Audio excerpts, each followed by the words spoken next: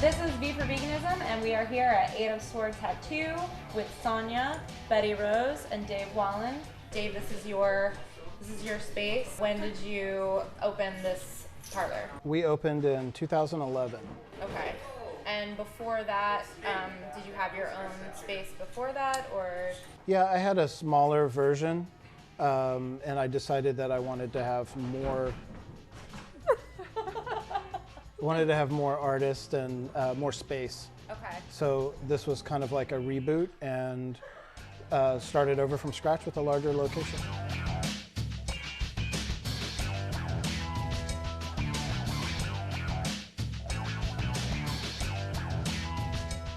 Dave, you are vegetarian. I became a vegetarian when I was 17. Oh, wow. I started working in fast food industry, and I worked at a mom and pop sandwich shop. And it was the first time I was able to make my own food. So I started kind of listening to my body, what I wanted to eat, and unconsciously weaned out of eating meat. So it wasn't necessarily a conscious decision for ethical reasons at first, although I was definitely interested in that aspect. Betty Rose, we talked about your veganism before. I haven't had meat for over 20 years. The last piece of meat I had was a chicken McNugget, and I bit into it, and it had some weird black bone or something in it, and I was like, oh, that's it, I'm done. I was already on the verge. I was 11 and just eating chicken, and that really sent me over the edge. So. Yeah. But then a few years ago, so I was still eating some cheese for a while. I never ever liked dairy milk. I just haven't eaten it in forever just because I didn't like it. It was just something, texture, whatever. But then, of course, like 8 or 9 years ago, I started becoming lactose intolerant, and then it got really bad, and then I just had to cut out all dairy.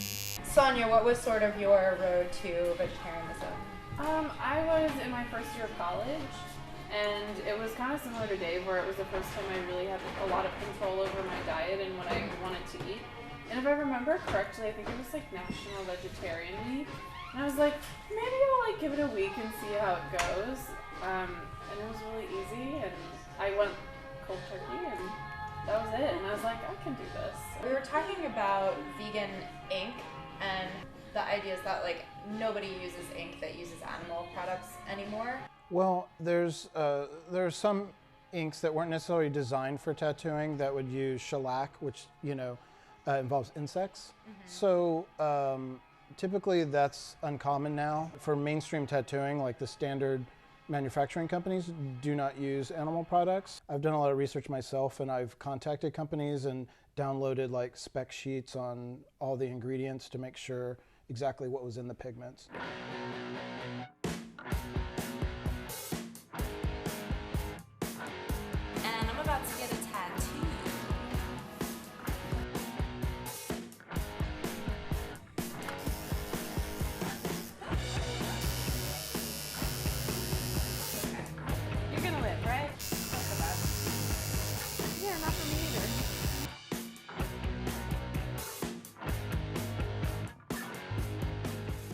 Find that technology has really helped? Oh my God, yes. I started learning a lot more Photoshop skills when I started working here a few years ago, and that helped significantly. And it's a huge time saver, and I kind of have a really bum wrist. Hello. Hi, oh, this is a kinetic kitty. The kinetic kitties are very popular. This is definitely part of the whole.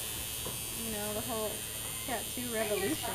First of all, cats are awesome. Second of all, they make great tattoos. So it seems like a natural, it's like a natural combination. What? Tattooing was illegal or something? For about 30 years. Shut up. I will not. Was there politics behind that? Yeah, there was a hepatitis scare, but there wasn't actually any records of it, people having it. It was just like a political thing. My own conspiracy theory, like I said, I don't even do this, but I think some politician's kid got tattooed and they were like, oh no. I I've done like realistic, leeks and onions and carrots and things like that. I look at a lot of chefs, and some of them are vegan. I mean, of course, we get the extreme the other way, where they want the like pig with the like sections marked off, or you get like bacon incorporated into a tattoo. But you get the other side too. So you have people that are like, high-end chefs in restaurants that only cook vegan food. So it's a good mix, And vegetables make great tattoos. I'd like to hear some more about Betty's story. You make my eyes sparkle. How long have you been a tattoo artist? That's 13 years. And what got you into it? First career goal was to be a snowboard instructor. Oh, wow. And I did do that professionally. Oh my God, that's awesome. I moved out to Colorado and I was teaching snowboarding, and that was my life. And I quickly realized that it was really hard to make a living that way. I wanted to find something that I could do that gave me the same amount of joy as teaching snowboarding. Soon after I got into the business, I realized there was a lot of parallels between snowboarding and tattooing. You get to work with like-minded people all day. The other similarity is traveling.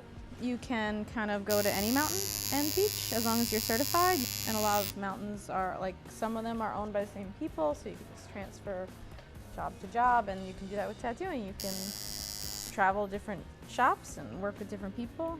And most importantly, this is really the biggest thing, was at the end of a lesson, after I taught adults and children, so anybody really, when they got it, and they were riding all by themselves and they would stop, and like the smile and the confidence. Same thing with tattooing. After I'm done and a client walks over to the mirror and they're looking at their new tattoo and they're so happy. Awesome! I love it.